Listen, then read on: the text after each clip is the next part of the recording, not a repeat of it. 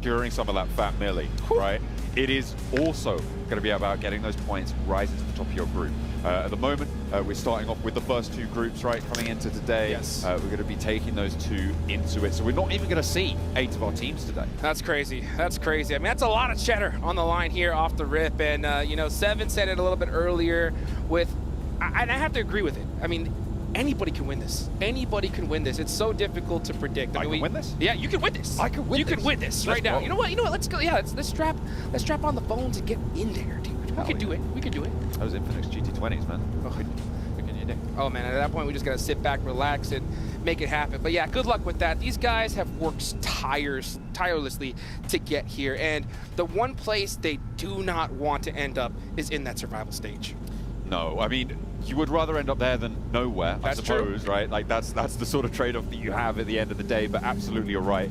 It is not great to be going to those survival stages because it's a really, really volatile environment there, right? Because you're looking at so few teams actually qualifying through that stage. You're only getting 4 teams moving in from that survival stage.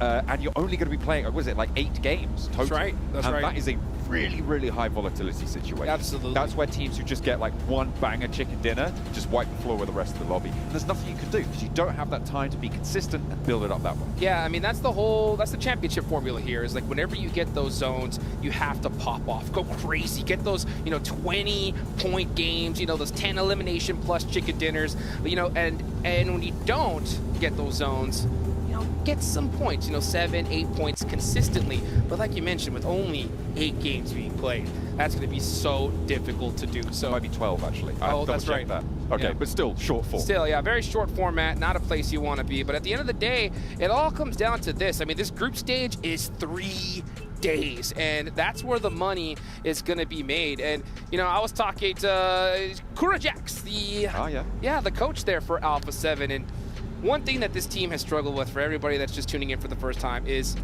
just that second place finish. So just even saying it, it's like a dagger in the heart. So many times they have come so close to winning the whole thing, but they haven't been able to put that belt around their waist just yet. And at the end of the day, I asked him, I was like, dude, what do you think? I mean, have you done anything differently here coming up for this tournament? And he said straight up, just practicing on that clutch factor, just getting that trained up, because at the end of the day, they got what it takes. We see them day 1 of PMGO Brazil go absolutely insane, but then towards the end, taper off. Absolutely. I was in the lifts at the hotel, sorry, the elevators at the hotel, I guess, guys. That's right. National audience. The lifts at the hotel, we were going down, I was going down to dinner, I was like, oh, you going for dinner? He was like, no, we're scrimming. Woo! They were ready for it. That's Alpha 7. They are really here to play, as is everybody else, right? That's what it's all about. So hopefully they can be able to take this one home and set themselves up for potentially a strong year to come as well. Maybe take that international title off of IHC, who beat them to it last time. Yeah, and you can see them right there. These guys are so pumped, so ready to go. And again, it's anybody's game here, folks. We're starting off in Sandhawk, though. That's going to make things interesting and spicy. So I want to see teams just play a little bit extra aggressive, because so many times in a tournament of this scale, that clutch factor, those nerves are so huge. So if you have that confidence, and a lot of these experienced squads definitely have it, right? Yeah. Maybe it may pay off to be a little bit extra aggressive and take advantage of some of these teams that are a little bit more nervous. McGrellin.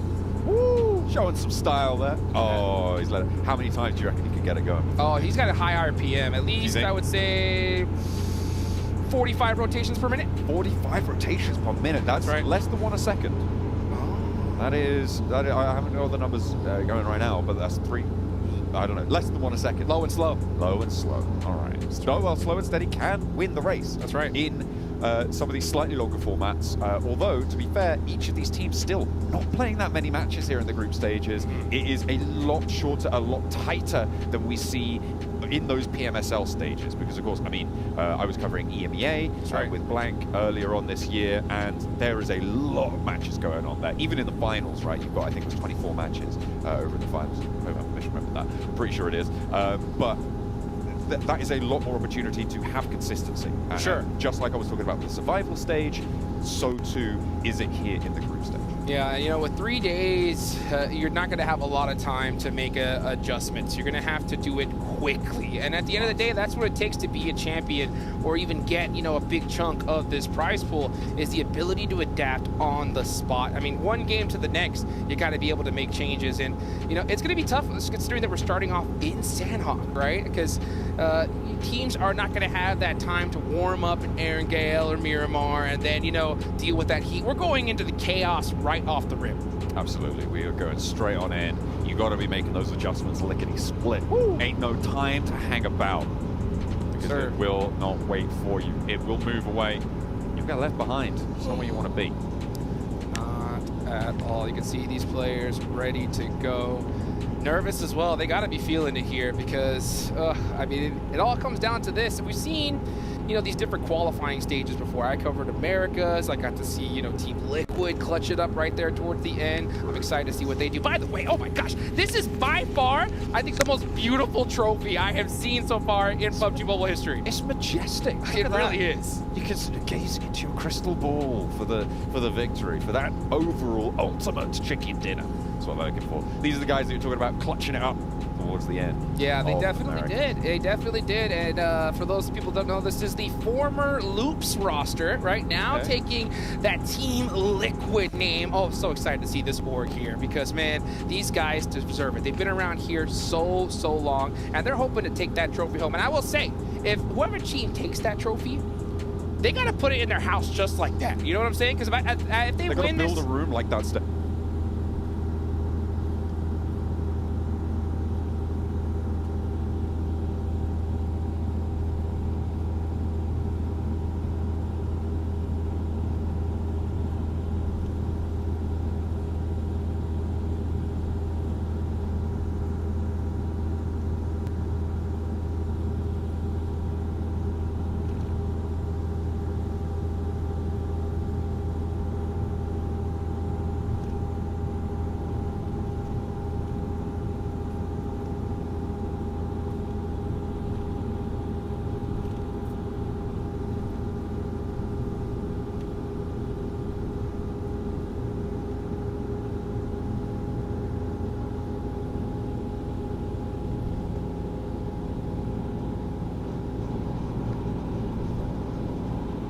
But my question to you, John. What's your question to me? What are the odds we're going to see some hot drops off the rip? You know what? I think on Sandhawk, I think people are going to be a little bit reticent, a little bit reluctant, if you will, to go for some early hot drops. I think that there are some points of interest that may draw attention. For instance, most notably to the north side of Painan, I think just south of Boot Camp as well, could be a little bit hot. But I think other than that, teams aren't going to be super inclined to jump out at each other. You don't get a lot of Sandhawks. We'll have to wait and see, though, if they are going to go for those hot drops. Let's take a look at some of those videos to get warmed up before we jump on into our first match.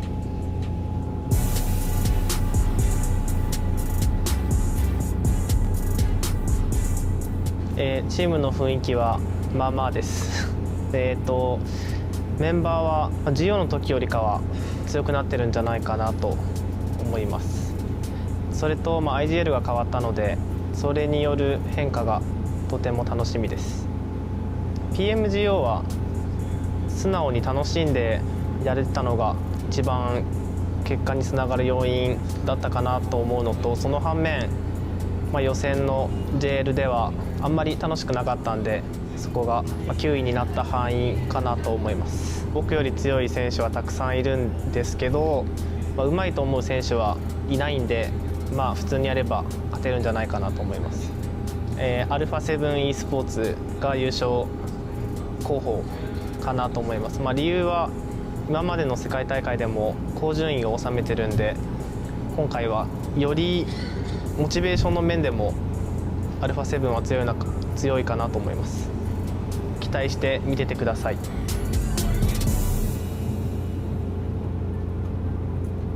You can see it right there. Hey, you could expect big results from us. And, you know, Team Reject was a team that we saw last year in the midseason, right? Hot drop off the rip in Roshawk area, and they ended up winning the whole thing. So it just goes to show sometimes that aggressive playstyle works out big time. Yeah, absolutely. It can, obviously, with, well, now not so recent reduction in placement point emphasis over towards going only 10 points for that chicken dinner. That elimination count really comes back through. Only echoed by, well, previously IHC, now Al-Ula IHC, right? In that global finals at the end of last year back in Turkey, they won it almost entirely off those eliminations. That's what it's all about. And that's how they were able to change the game. This time around, though, I don't think it's going to be that easy, Jukes. We are going to be heading into the game with the dual gaming chipsets and 144Hz AMOLED screens. The GT20 Pro will equip the teams with up to 120 FPS, which is also the first batch of supported devices offering esports level performance and visually stunning experiences in the 2024 PMWC. Well, ladies and gentlemen, it's time! Let's get this game started! Match number 1 of the PUBG Mobile World Cup live here in Riyadh, Saudi Arabia. Players have traveled all around the world for this moment.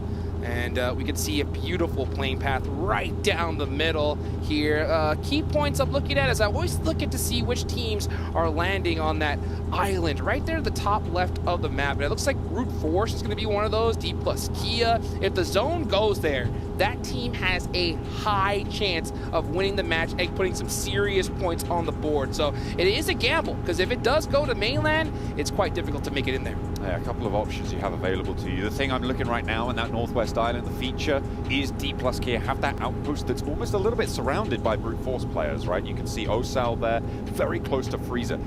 By the way, one of the best rookies we've seen all year in these tournaments. Incredible performance coming out from this guy. Make sure you keep your eyes on him. But in this situation, what can I say? It's going to be even more important, right? Jukes has absolutely put the nail, well, no, hit the nail on the head. There we go. That's right. And he is going to be right with that Northwest Island circle prediction. Looking at hot drops anywhere else on the map, we aren't really going to be seeing too much argy-bargy, as I like to say, in these early phases. A little bit more distance established between these players. Freezer retreating, doesn't want that fight either. Well, teams are going to have to get moving pretty quickly here, and one team in particular is going to be Alpha 7. They're all the way on the bottom right of the map near docks, so they're going to have to push to pretty much every single squad to try to get into this zone. But you know what? At the end of the day, teams have prepared for this. Coaches, they know what the chances are if the zone does go here. They're going to have that strategy, and at the end of the day, it might not be bad for Alpha 7 because they love that edge play style. And if you're going to play aggressive, like I said, it works out. Day number 1, game 1, take advantage of some of those players that are a little bit, you know, extra nervous. But at the same time, this is the World Cup, baby, right? There's no stragglers here. There's no feeder teams. Hell. Every single one of these squads is the best of the best in the planet. Absolutely, that's exactly what they are bringing to this one. I'll be interested to see if anyone's going to go for a rotation around the edge of these maps. I'm going to be curious to see if anyone's going to be looking for holds on those rotations as well. I'm looking specifically at Tianba and Kao. They have a pretty interesting place to hold a choke right on the edge. They can sort of sweep through, and DRX as well on that south coast. So if any rotations go through, I'd be interested to see if they are going to be the ones to hold it. Right now, we're on board with DX Xavier, unchallenged in Paradise Resort, which sometimes can be a little bit toasty. Yeah, definitely can be. I mean, this is a place, a high loot area. You're going to be able to get pretty much every weapon, ammo that you want, and you're going to be set for the rest of the game. So DX Xavier are in a good spot. There's not really anybody holding them up to be able to make it into this next zone. So they're wanting to loot very, very quickly here and get moving. You can see that Paradise Resort. And I'll tell you what, fortunate, right, for the rest of the teams here that the zone isn't here, because this would have been chaos off the rip. Absolutely. Those hills around Paradise Resort as well, it becomes just a boiling pot. Really, really tough stuff. But Inco holding right now just to the northwest of Ruins on that bridge to the northwestern island. They've got control of this area. The question is, Are they going to allow some teams out from the east side, moving over from that trifecta position to get ahead of them, right? That has always been the problem with this position, holding out that bridge, is you sometimes allow players from the east already on that northwest island to actually get in ahead of you.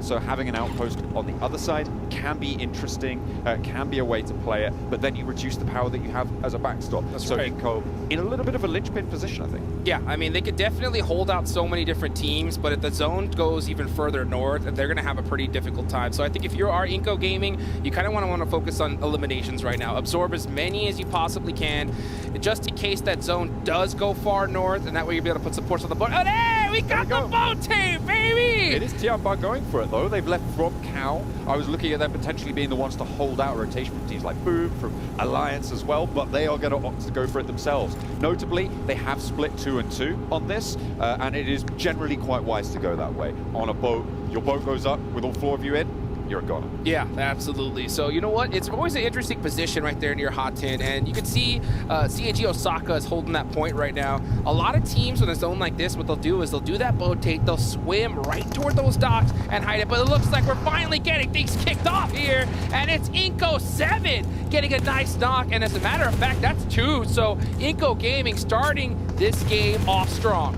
Finding those first eliminations. First blood is drawn. Nenebede puts 2 up for Inco Gaming. In Brazil, this is a team that is feared when you bring out their name, and it seems like they're going to start off that again. That hold on that bridge on the northwest side of that South Island, going to start off effectively. DRX not able to move through. Close by though, Fort Miracle vibes. They're playing out to the east side of this Inco position. They're going to be playing to try and get across, try and get ahead of Inco Gaming, that vulnerability in the Inco Gaming position. Yeah, Inco Gaming, like we just said a little bit earlier, they got to focus on getting those eliminations, and they did exactly just that. But timing of these fights are going to be so imperative right now, because if they take a fight just a little bit too early, their chance of getting third-partied are very high. So right now, it looks like they're just happy to just stay in their position and just gatekeep this bridge with all they got. They got to watch out, because we are seeing some swimmers come out from DRX right alongside them. It looks like Inco are going to start to make their way across the bridge. You can see Nenebede leading that charge over the bridge. Will be their outpost, their foothold. Hopefully, they'll be able to regroup and coalesce onto that north side. A lot more focus over towards the hard tin edge of things as well, as teams start to coagulate over in that direction as well. Yeah, it looks like Inco Gaming are going to start crossing that bridge and start taking a little bit more real estate here on this island, which is definitely a smart thing. They don't want to get stuck on the other side of that bridge for sure. And at the end of the day, when it comes to teams that have things to prove, Inco Gaming's definitely one of them. 3rd place in PMSL Americas. Team Liquid, Alpha 7, definitely up on them. But look at this, Tianba getting a nice double knock onto Boom Esports. So, I mean, we're starting to see these finishes come out early here. Classic Yummy, though. Instant response coming through for Boom Esports, as they are starting to lay low one another right now. No knocks getting flushed, but a little bit more danger for Boom.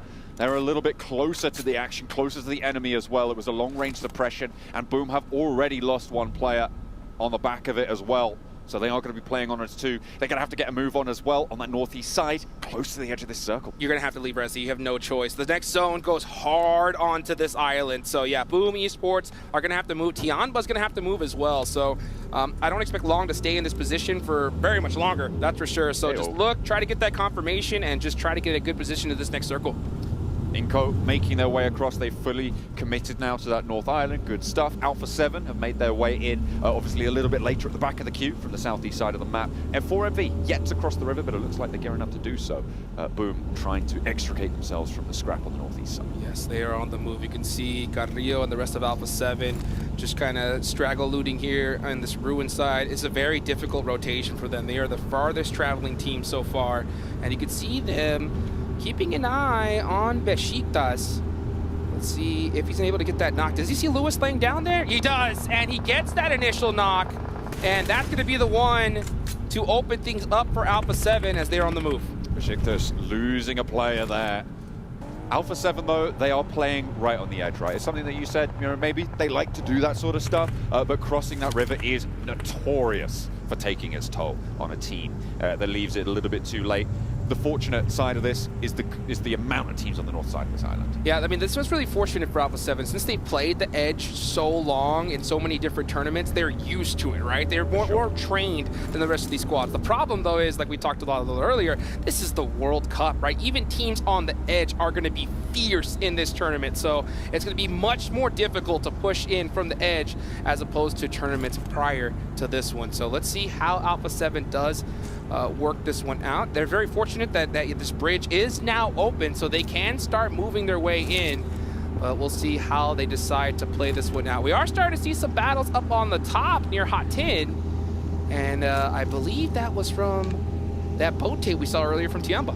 They have started to try and make their way through. I think Power and KAG Osaka are taking a little bit of a scrap with one another, and CAG Osaka have fully lost a player. Power have taken a knock in the meantime. This is over towards Hudson, so CAG Osaka do have to worry about that bote, right? That's what's splitting their attention, and Power can exploit that. Absolutely, they definitely can. So, you know, Power Esports, the only difficult about Hot Tin, the difficult part about it is you think that you could take the entire town. You can't. You have to commit to one side of it. If they split up too much and the zone goes in this direction, they're going to have a difficult time because we're going to see teams just full sending onto that position. But Alliance getting caught from Boom Esports. Pondbit getting a nice couple eliminations, and that's going to definitely help his squad out considering that they've already lost 2. That is going to be a nice little addition to it, a little cherry on what was a pretty disappointing cake previously. Unfortunately for Alliance, it will be them biting the bullet on that one, and that is not tasty at all. Nope. Alliance still looking across from that northeast side, and Alpha 7 as well, being held up a bit by the remnants of Besiktas. They were able to take down only the one player, actually, so they're going to have to still get across. IWNRX making the swim a little bit further west. Inco have spread their influence up that west coast, and they're still making life pretty difficult for DRX. Well, let's see how difficult this game's going to get here with this next zone. It's about to pop, and it does go slightly north here, so this is the game right now for Brute Force. This is the zone that you absolutely hope for. So they have a big advantage here. They got it. They have to capitalize on it, though.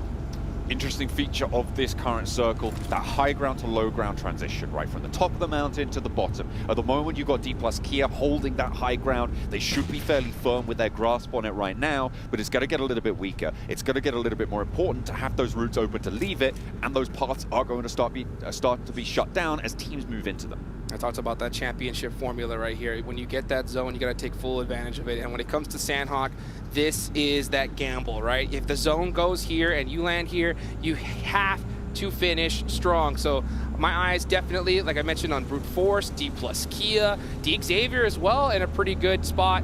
But we're starting to see teams now having to push each other. And CAG Osaka trying to take advantage of Power. Oh, but Power does have some really good sight lines onto NATO. Trying to get that first aid off. Beautiful nade, though. Does take down Satan. Unable to do a lot of work, but the cross is covered. Easy has his back. Behind the wall, not going to be suppressed in time. CAG Osaka going to have to do a little bit more work on this one. Easy with AUG at range. It looked like KAG Osaka's ammo reserves were running a little bit dry. Not too sure on the rest of the players, but to try and force their way on through. In the meantime, over in Camp Alpha, 4MV did manage to get across. They did manage to keep all 4 of their players alive, and now Reject are suffering because of it. Yes, they are. As a matter of fact, I'm looking right now. Team Reject already losing 2 of their players. Regi OCO going to be holding down Camp Alpha for as long as he possibly can. I don't expect him to move from this building until the absolute last second. But 4MV, they're on the move. As we take a look at this replay here, Bondbit, oh wow! Knocking 2 out of that vehicle, so that's how he got it done. That's just what you got to do, you know. That is the value that they're going to see. Unfortunately, in the meantime, Pondbit has just gone down over on that east side, close to Alliance, close to Tiamba. Nobody's really been able to leave that one effectively. This is the danger of leaving it too late. We'll check back in with them when they almost inevitably go down. Next crate does drop on down. Who's going to get some of that loot? They definitely need it because this is a tough circle. I mentioned those teams that land here have that full advantage. The rest of the squad's gonna have to make something happen. You can see Team Reject suffering some casualties just to even get into this position. Meanwhile, the first team out so far is going to be DRX, so they got taken out quite early. They got a lot of their players taken away by Inco early on that South Bridge camp, remember, and they tried to swim around the coastline. Hasn't gone well for them. On the south side, IWNRX and Moneymakers are clashing as well. IWNRX coming out better on this engagement. Moneymakers now losing a player, but they're both going to have to move up north, and this, again, keeps that high ground, low ground dichotomy in play. And at the moment, D plus Kia just not getting challenged. Not getting challenged at all, and rightfully so. It's a very, very difficult position to challenge onto them. But meanwhile, Moneymakers, they have some good high ground, but they're going to have to leave it. They got to start moving up north as fast as they can. Oh, nice Molotov all the way from downtown. What a big arm. Oh, and I do believe he does catch the edge of him. Ooh. Gets that nice confirmation. But meanwhile, they do have IW next Ruya right behind him. Absolutely, yeah. This is the Moneymakers IWNX Ruya fight that's been going on for a little bit longer than perhaps either of these two teams would like, but Moneymakers pretty happy to extract 2 points if they can find Swain, that is, and very likely that they do. The arm, it was big on the first one, not quite as large on that second one, and you can see he's just going to get that healing done. Maybe he doesn't have a first aid, otherwise you'd think he would have popped it by now. Next circle going to be coming on in, and it will start to close. It's going to burn Swain away. Inco trying to move across, but who's this waiting in the wings to take out the points? It's Alpha 7. They've managed to transition. They've still got all 4 players alive, although they have taken a knock. That is going to get rezzed onto Carrillo. The Brazilian brothers going at it right now, and you can see Vitali is trying to be able to find some angles onto Alpha 7. He does catch Mafioso right in the open, hits the lay down very quickly. Another great knock. Alpha 7, oh, just that return fire is just too good. 7 has a beautiful angle, though, here onto A7. Oh, Alpha 7 going to have a hard time getting into this circle. First aid is going to get popped in the meantime. IWNRX did go down on that south scrap. Moneymakers win out the fight, but Inco continued to lay down the hurt. I say Inco, just 7. McGrellin, the question mark on the roster of Alpha 7. Is he going to be able to stand up for them? He indeed will, and he will enter into the scoreboard for his roster. The newer addition to the team. It's going to work out. Going to work out well, but you know, McGrellin did lose his buggy on that way, and he's the last player up for Alpha 7. They did get 4 eliminations, so that's going to help out considering that this was a very tough rotation. They're putting up points on the board, which is exactly what they're hoping to do. But at the end of the day, right, D plus Kia, brute force, they got to start soaking up these points big time because you do not get this opportunity very often. No, absolutely not. We're looking right now, I'm looking right now at the circle. It's DX Xavier, it's D plus Kia, right? These are the 2 teams that I'm really looking at as stronghold teams. Brute Force certainly do have a chance, I think, on the western side. I think Kagasaka Power, they're going to strip one another bare of any resource as they try and leave from that northern side. I think Camp Alpha is pretty much a death sentence, and with a circle like this, brilliant molly coming on through pre-pod, you know what? That's fair. McGrellin goes down. He's done his bit. D plus Kia. This is their time. Oh, yes. Yeah, D plus Kia are now in the best spot in this circle. How many eliminations are they going to get? Well, Team Reject are now getting pushed. For Miracle has no choice. They got to start moving right now, and they do get the finish. So as we start to look at this little split here, they're going to have to run out into the wide open. So yeah, getting as many eliminations as you can right here, right now is definitely imperative. Brute Force with that high ground oversight onto Paragin from DX Xavier.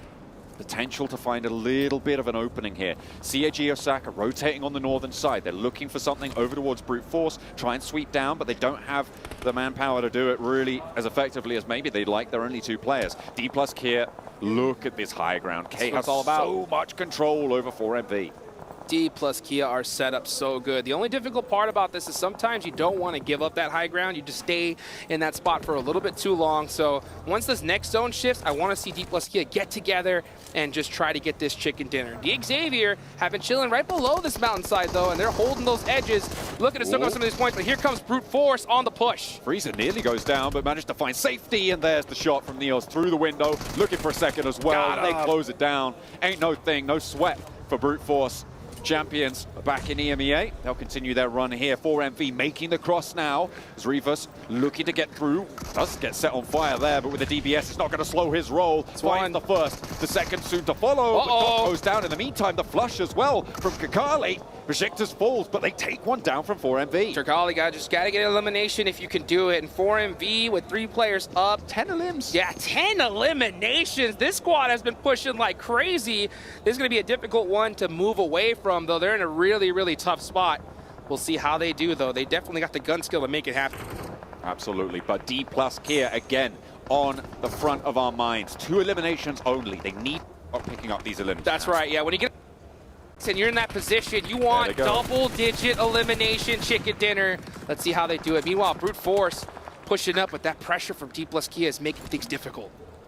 There we go. 4MV do go down. 10 elims, 10 points on the match. Plenty more of that. I think they got a couple of placements there as well, finishing up in 5th place on the match. They'll get some placements to add to that, but still, 13 points on a game. A great first match for one of the first place hopefuls. Absolutely. I mean, this is what you're hoping for, especially if you're a team that doesn't land in this island here and you get a circle like this. So excellent effort for them. 4 teams still remaining, and you get to see D+ Kia have all the sight lines in the world, but Power are right there on the ridge line, center circle.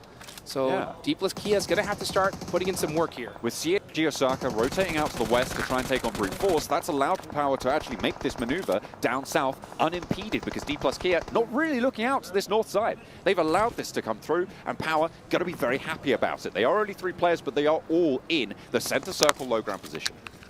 Let's see what D+ Kia can do. Like I said, sometimes that high ground is just so juicy. You don't want to give it up, but there we go. There it is. That's what you want to start doing, finding some of these straggler players and soaking up some of these eliminations right now. First game of the tournament. Very, very solid zone for these teams here. You can see Xavier, they have been putting in work. 8 eliminations so far. And yeah, Brute Force is just completely stuck out in the open. Frieza trying to make that cross. Prepod drawing some fire, but it's not going to help out. Not enough, unfortunately. Frieza goes down on the off angle. The blue zone's pushing in. He's going to fall. The Xavier pick up a point. 9 eliminations now on the cards for them. And again, D+ Kia just a little bit slow. Power slower still. 2 eliminations only, but they get a miraculous shift. Oh, you can see Prepod right there just screaming, Lamborghini, mercy, mercy, please, please help. Just give me a couple seconds so I can move up here. But no, the nades are starting to come out. Will that do it? Oh, it hurts. Ooh. It hurt. Yeah, Prepod, it's only a matter of time. Maybe we see him just stay in the blue zone and try to deny some points here. But nope, never mind. He is gone. Power's going to take that one. Al-Haji, brutal force on the Power team. It looks like they're going great guns for their first match here in their home ground.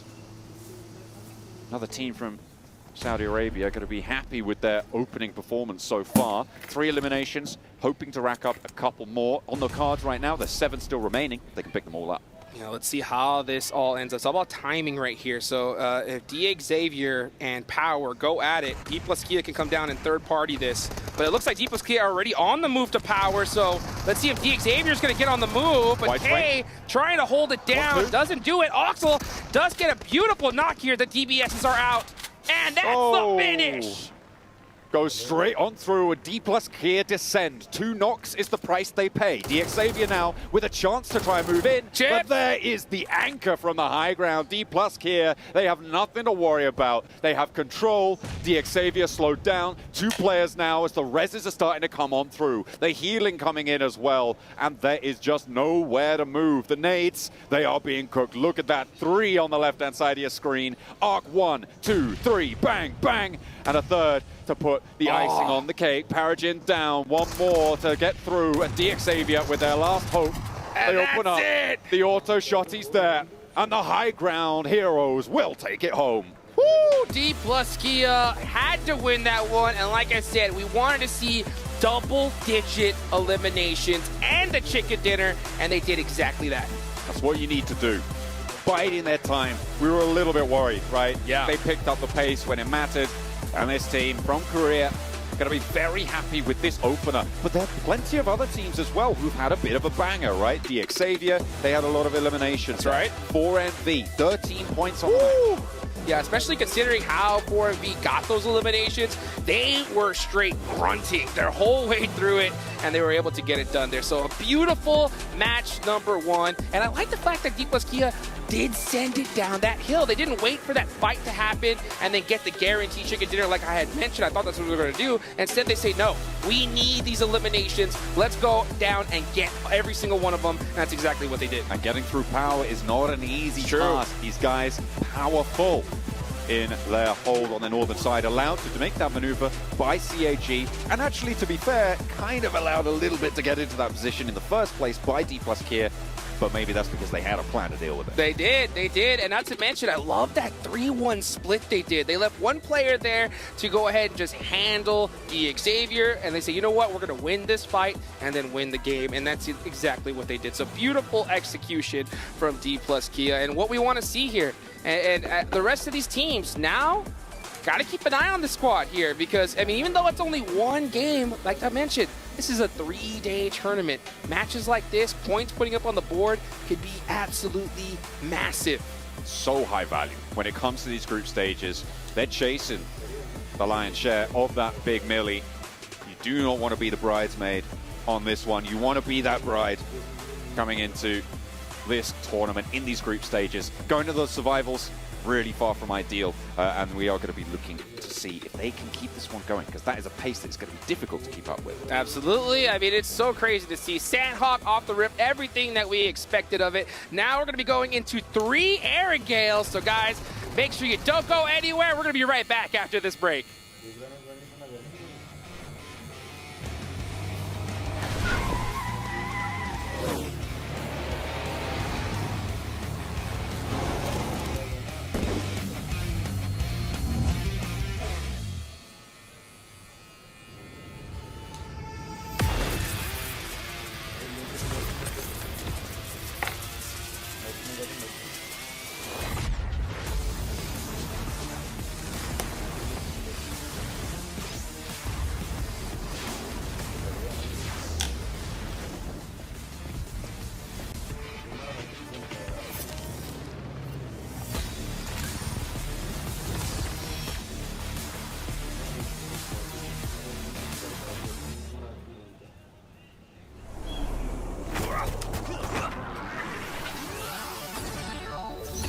Ready, set, go.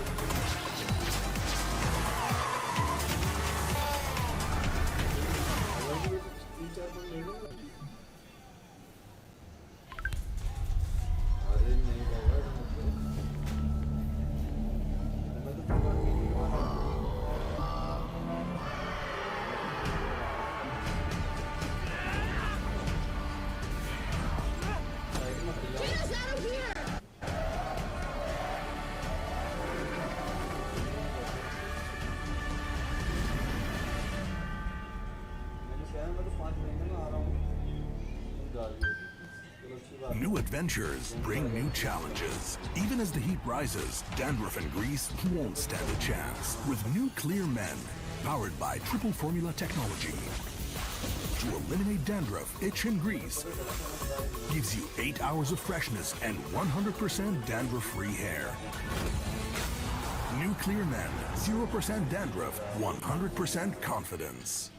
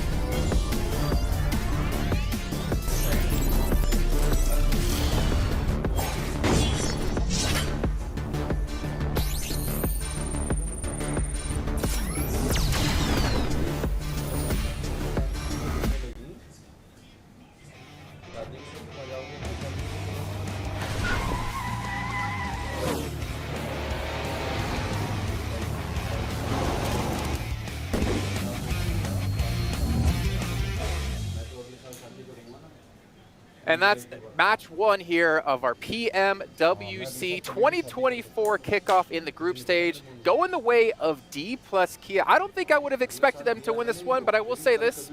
Sandhawk, they had zoned the entire...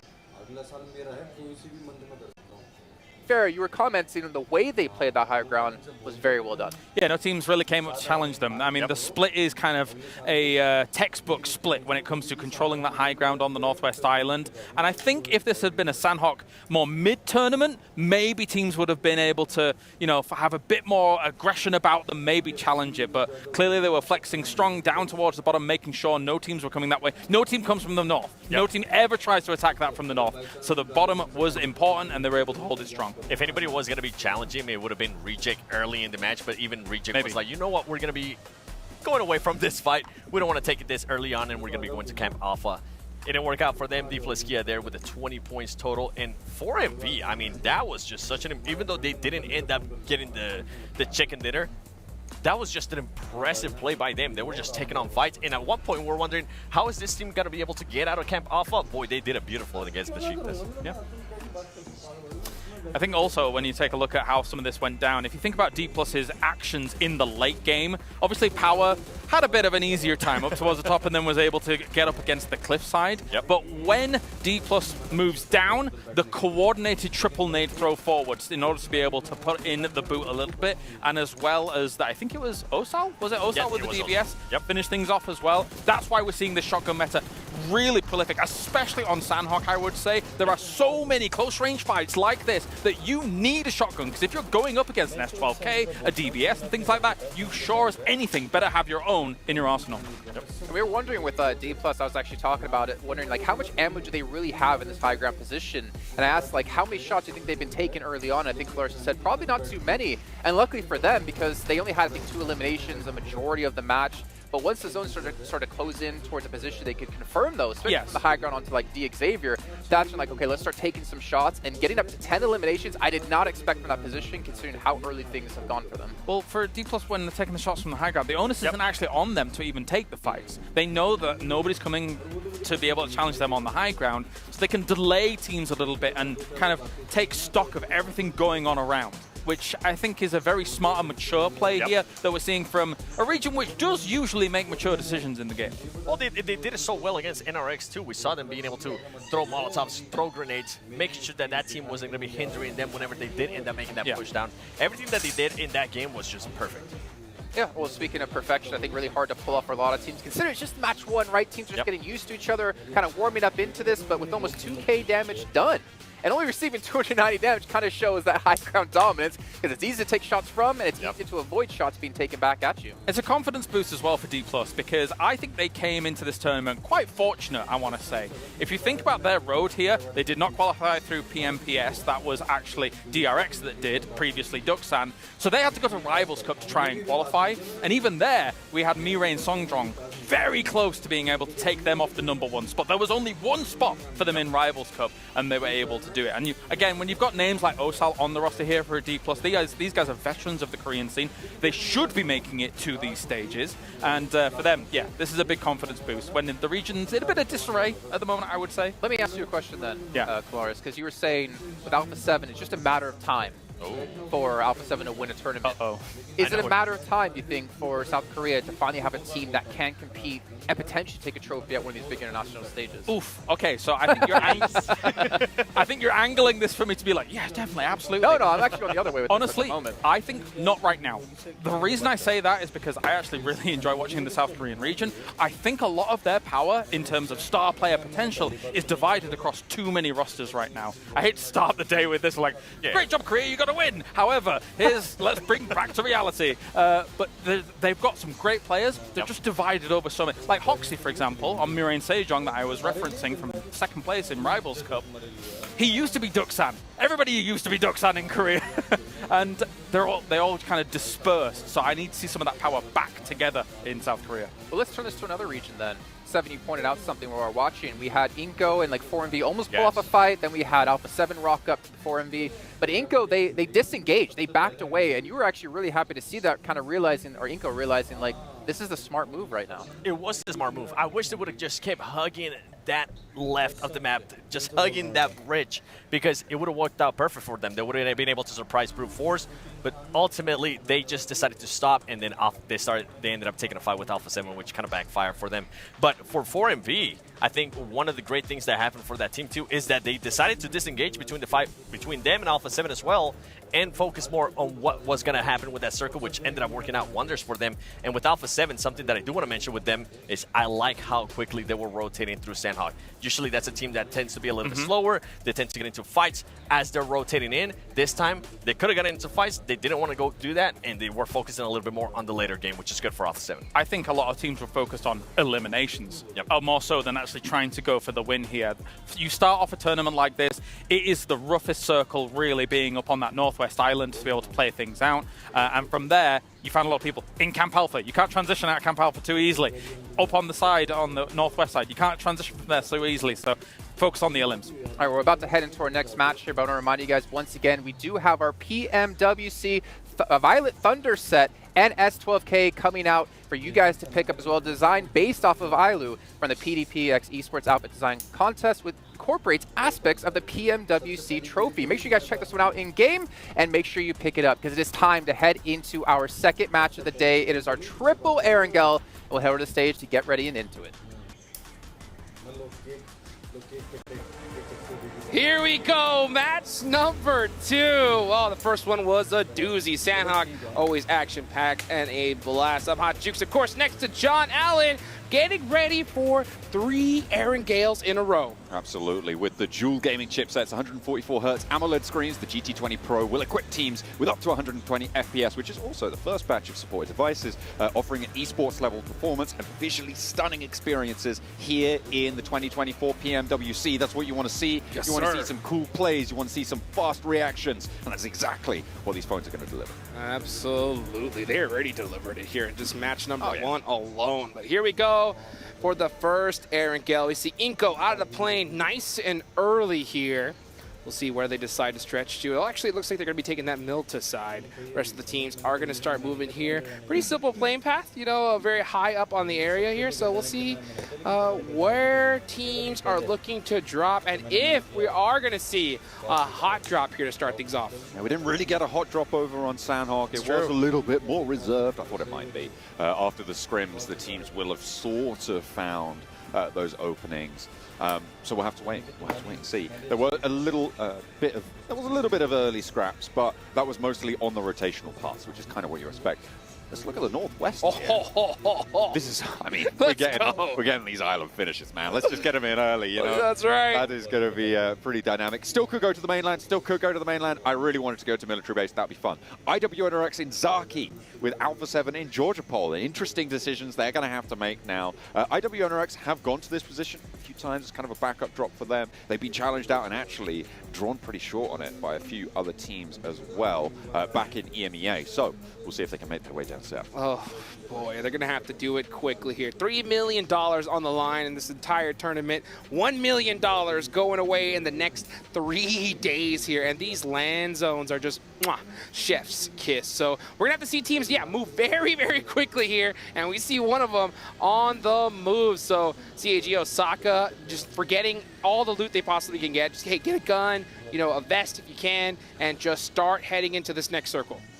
Grabbing those vehicles, getting early rotates, pretty standard stuff to be able to get to your drop spots. CAG Osaka looking to move around to close to Ferry Pier, to that west bridge.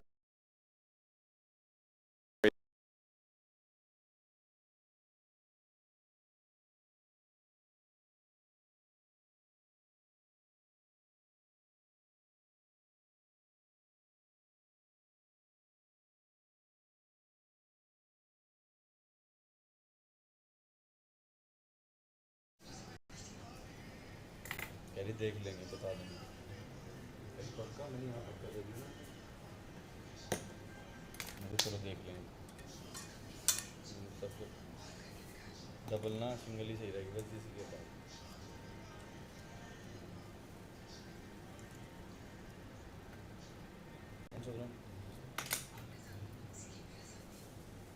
क्या कर रहे क्या किससे क्या हुआ? किससे क्या हुआ?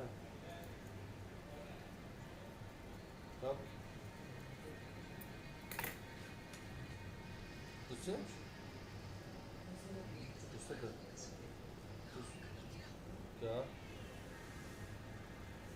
अच्छा अच्छा अच्छा अच्छा अच्छा अच्छा, जब तुम मुझे कही थी कि वो हमारी बहन मजाक कर रही थी मुझे, बहुत दिन पहली बात होगी। समझ गया। वो तुझसे मजाक कर सकती ना, मुझसे तो नहीं बोल सकती ना। मुझसे बोलते उसकी आंखें अच्छी हो जाएंगी, बोलने से भी तो बहुत की बात सोचनी उसकी। नहीं चल, इनको तो दिखा देंगे थोड़ा सा नज़ारा।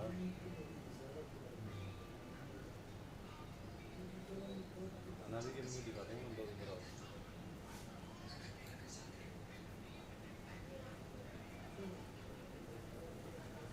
छोड़ ऐसी कोई चीज़ किसी को दिखाता है क्या?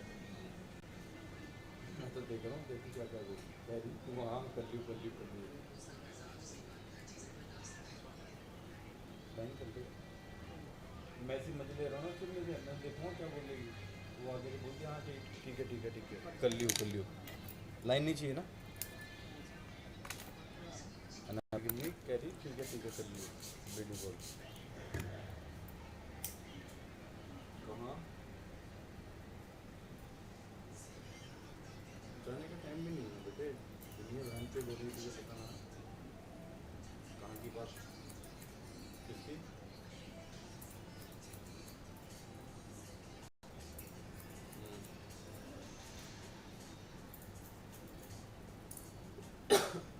जाने का टाइम नहीं, जब तक इसकी बहू को कुछ ना हो ना, हमारे जब तक नहीं छोड़ते फिर दोस्त तक कहीं भी चाहे भला से वो बहन चोत है एकदम को।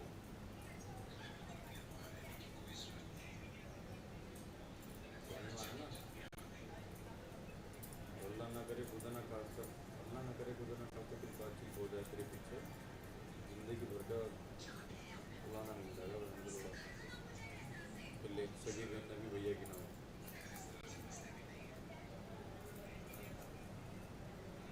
क्या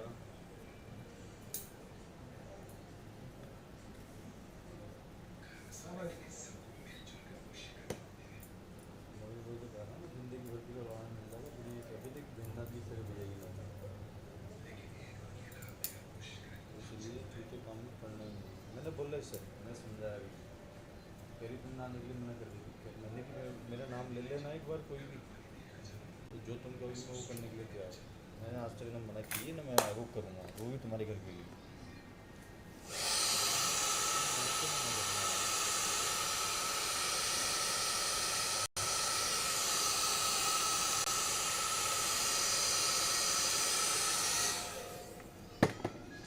क्या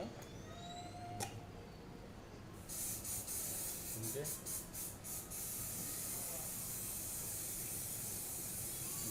मैं तुझे मना करा सकता हूँ वैसे घर जाने के लिए कभी?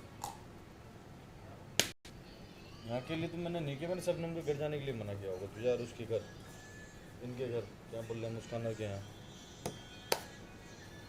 लेकिन इसे घर जाने के लिए तो कभी मना नहीं किया। कभी किया तो फिर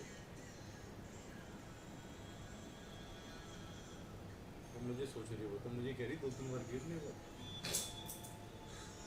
कह रही मुझे पता तुमने मना करा होगा। मैंने कहा यार नहीं यार मैं ही तो करूँगा, पागल होती हूँ।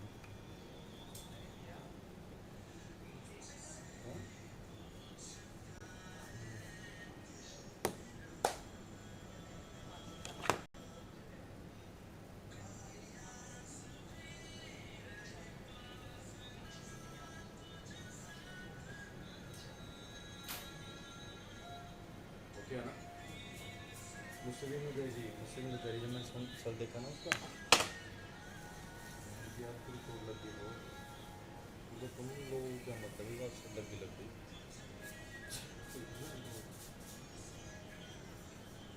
बात में देखते हैं।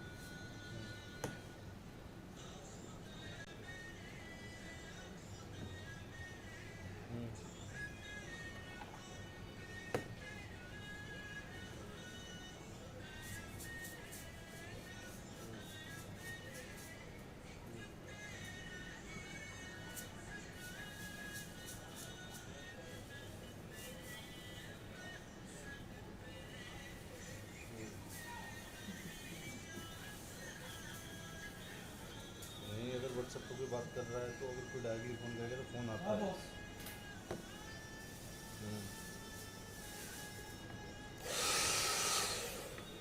नंबर गलत तो ना है?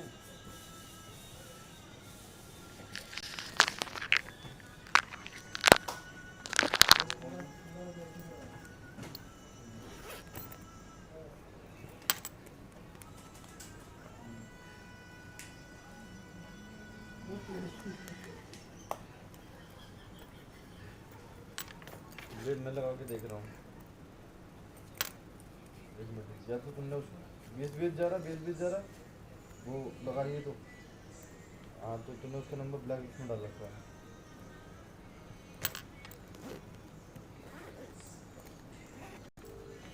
देख आई कॉल तेरे पास? हाँ तो किसी तुझसे गलती से तुमने गलती से डाल दिया।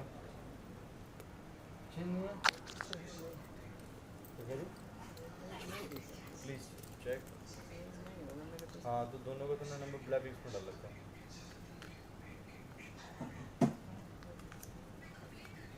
तू नंबर बताइए सेव करके ना। Thank you. किसी को नंबर बताइए वो सेव करके नंबर में कहिए ना, ये नंबर दोनों ब्लैक लिस्ट में पड़े हैं, ब्लैक लिस्ट में डालिए।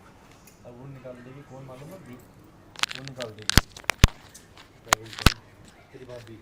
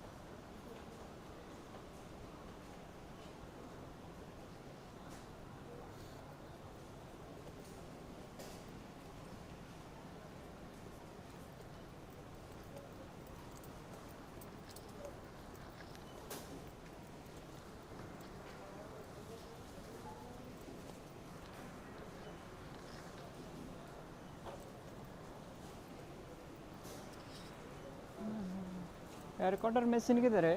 एयर कटिंग हाँ मशीन मशीन ऐसा है क्या?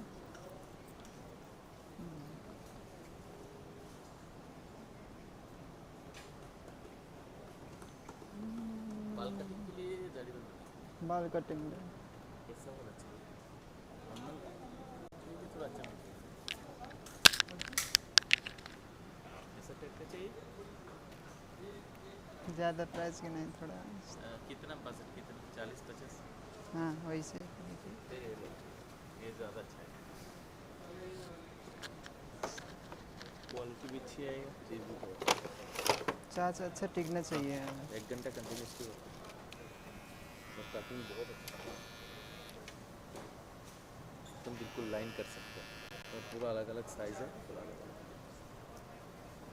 और ये कट के जाएगा ना, बिल्कुल पता भी नहीं चलेगा इतना शार्प ब्लेड है इसका। वारंटी गारंटी है इसमें? साल का वारंटी भी है इंटरनेशनल। अच्छा चीज़ है। कितना है इसका? पहला 59 था, अभी 50। बहुत अच्छा चीज़ है। अब कटिंग करेगा ना आपको पता चलेगा। कभी भी बाल को खींचना है, कभी भी पकड़ना, ऐसा नहीं है। जैसा मुझे जैसा साइज ऐसा कर सकता है। 3, 6, 9, 12 अलग अलग मिलीमीटर साइज।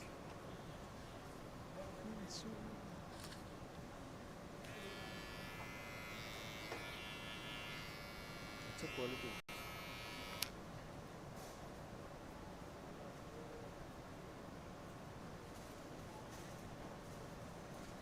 जैसा ऐसा टाइप का भी है, लेकिन ऐसा टाइप का क्वालिटी अच्छा नहीं है। देखने में ऐसा अच्छा कचा है, शार्प नहीं है, इसमें बराबर कटिंग नहीं है। इसका जो ब्लेड है ना वो बड़ा शार्प है। कटिंग करने का तो ऐसा भी कटिंग करना है।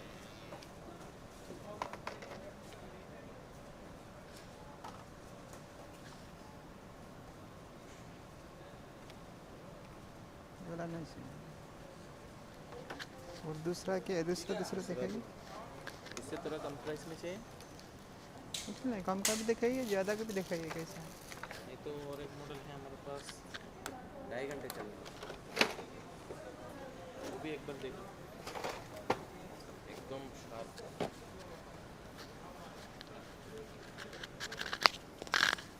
जैसा है कोई भी नहीं, ज़्यादा पावरफुल भी है और प्रीमियम क्वालिटी है। कितना % चार्ज है वो भी देख सकते हैं।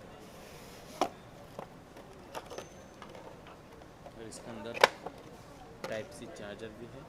चार्जर तो कितना % चार्ज है वो भी देख सकते हैं। और ऐसा चलने में मामूली लग रहा है ना, आप ऐसा ऑन करके इसको ऐसा पकड़ के रखो, पकड़ नहीं पाएंगे, इतना स्ट्रॉन्ग। चलो क्या देखो, ऐसा प्रेस करो, ऑफ करने के लिए कोशिश करो। कितना % चार्ज है वो भी देखेगा, कभी आएगा पूरा कंप्लीट। ये चार्जर किसके चार्जर डालते टाइप हैं? सी सैमसंग मोबाइल नहीं, इसके टाइप सी सैमसंग को सैमसंग जाएगा। Type C. ये आईफोन है ना? चार्जर कैसा? वो आईफोन है ना? हाँ उसका चार्जर नहीं है, ये अलग, वो टाइप सी वाला सैमसंग का जाएगा। लेकिन इसका जो एडेप्टर ना, चार्जिंग एडेप्टर, इसमें ये डालो वो भी चलेगा। सही में कितना है प्राइस इसका? ये 60 था। 60 पूरा अलग अलग पूरा साइज भी आएगा, सब कुछ आएगा। हेयर कटिंग करेगा ना? हाँ एकदम, ये जो लाइन की है ना, सेम ऐसा लाइन कर सकते।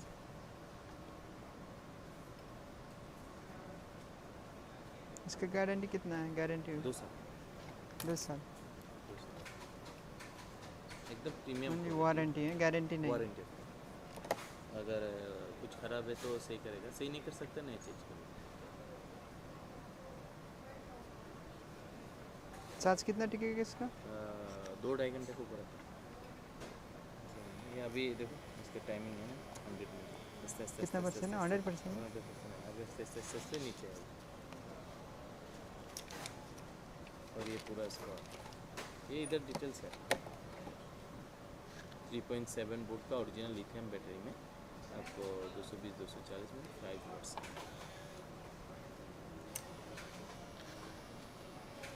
और इसका जो ये ब्लेड है ना वो बहुत शार्प है और दोनों देखो एक ही लाइन पे। ये 50 में गाड़ी है। ये बारकोड प्राइस है ना, इसलिए हम लोग कमती ज़्यादा नहीं करते। नहीं 50 में दीजिए। हम नहीं लेंगे ना पैसा, ये बदल मारेगा ना ऑटोमेटिक। इसका भी सेम बारकोड में मारेगा तो ऑटोमेटिक वो तो आप लोग सेट करेगा ना। नहीं, हमारे ऊपर नहीं है। पूरा मदीना ग्रुप कितना बड़ा है वो हमारा ऊपर नहीं है। हम आपसे ज़्यादा लेगा तो क्या फ़ायदा, हमारा पॉकेट में नहीं आएगा। नहीं 50 का दिए, ये लेकर जाएगा। 50 में नहीं, बारकोड प्राइस है ना इसलिए। क्यों, ये काउंटर में आप खुद देगा पैसा, हम लोग सिर्फ आपको चीज़ दिखाना और स्टैम्प करना, बाकी तो लेकिन नहीं करो प्राइस के लिए। अच्छा चीज़ है क्यों, इधर जितना प्राइस है ना जो कोई भी चीज़ तो ये लोगों ये जो प्राइस है उधर बारकोड में ऑटोमेटिक प्राइस है। तो क्योंकि आप लोग तो मालूम है ना स्टैंडर्ड अपने आप लोग को तो मालूम होता है बारकोड का ऊपर पूरा प्राइस है।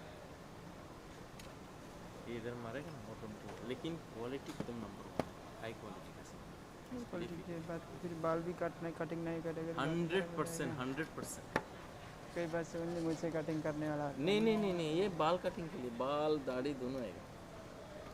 ये बहुत हाई क्वालिटी है, देखो एकदम हाई परफॉर्मेंस स्पीड है वो। बहुत तो लेके पाए अच्छा चीज़ है ये दाढ़ी के लिए, ये चीज़ दाढ़ी के लिए, ये दाढ़ी है, वो बाल के लिए, ये सिर्फ दाढ़ी के लिए। इधर रुकिए, ऐसा वो चीज़ अलग है। आप ये एक बार लेके जाओ, नेक्स्ट टाइम कोई फैन के लिए चाहिए ना आप खुद ही के लिए बोलोगे थोड़ा डिस्काउंट नहीं हो जाएगा। ये आपको हम आपको आप 70 बोलेगा, बाद में बोलेगा 10 रुपये कम दे दो, 5 रुपये कम दे दो, अच्छा नहीं। उधर बारकोड में जो प्राइस आएगा ना तो इसके ऊपर हमारा फाइन भी है मालूम। अगर हम मिस्टेक से आपको बोला 55, सोचो ये 60 बेचने वाला 55, आपको सुपरवाइजर 55 में देगा, लेकिन 5 दिरहम हमारे से फाइन है। मतलब वो लोग उधर जो प्राइस है आप बोलेगा वो आदमी हमको क्यों बोला, हमको देना पड़ेगा। आप ज़बरदस्ती करेगा ना आपको दे देगा 55 में, लेकिन 5 दिरहम हमारे से लेगा, वो हमारा फाइन। क्यों तुम उसको प्रॉपर्ली नहीं बताए इसके प्राइस के। ये बात ऐसा, ये जो आदमी है ना कितना एक दिन 17 दिरहम दिया, उसको मालूम नहीं है ऑफ़र आया ना। अच्छा। ऑफ़र ख़त्म हो गया, उसको मालूम नहीं है, वो ऐसा प्राइस बताया, बाद में 17 दिरहम ज़्यादा वो खुद से लिया। हम लोगों को ऊपर नहीं है, पूरा चीज़ है ना बारकोड को। अपर वाला 40 एकदम बेफिक्र से लेके जाओ, फिक्र करने का जरूरत। ये चार्ज चेकिंग कर रही है, पहले चार्जर ख़राब हो जाएगा।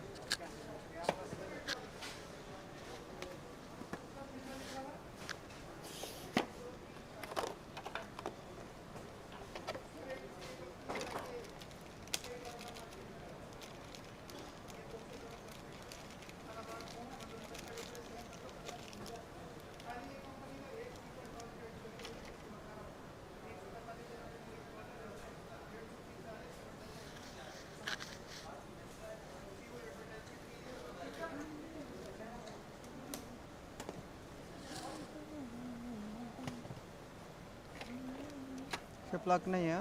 ये टाइप से ऐसे चार्ज करता है। टाइप से बोला था, इसका प्लग से किधर गया? ऐसा ही आता है। प्लग भी चाहिए ना, ओनली इस केबल। ओनली पूरा में ऐसा केबल देते हैं। क्या है ये? हम किससे चार्ज, फ़ोन चार्ज करने वाला में डालेगा? ये आपका सेम फ़ोन का चार्जर सेम है, इसका चार्जर सेम फ़ोन का चार्जर। ये अभी आपका सामने ये प्लास्टिक खोला ना, अगर होएगा तो हम क्यों लेगा इसका अंदर से, ऐसा आता है कंपनी से। वो पावर बैंक से भी चार्ज कर सकता है अपना, वो चीज़ कर सकता है।